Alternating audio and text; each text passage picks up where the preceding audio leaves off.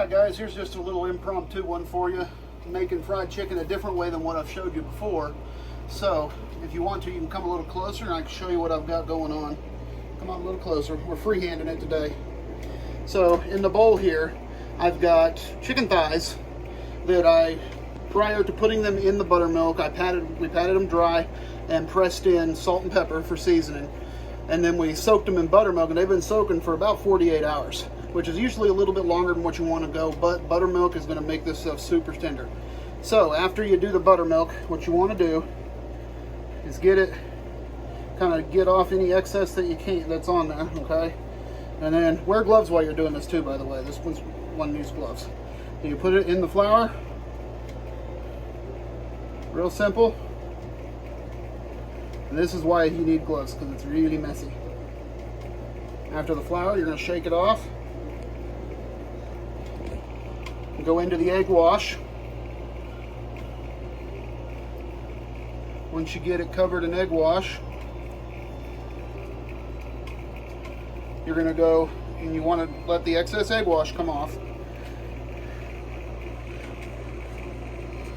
You're going to come over here to the breadcrumbs. The breadcrumbs are a mixture of garlic and herb breadcrumbs along with panko. And you just want to cover it up.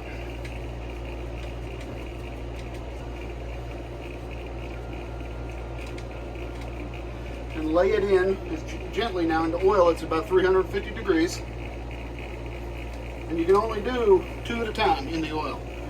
Well, it depends on how big your pot is, but most normal pots, 2 at a time. So we're going to rinse and repeat, as the hair product commercials say.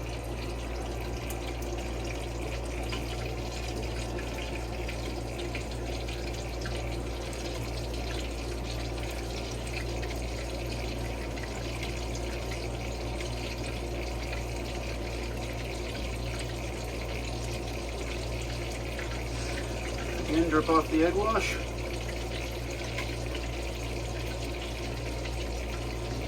And into the breadcrumbs.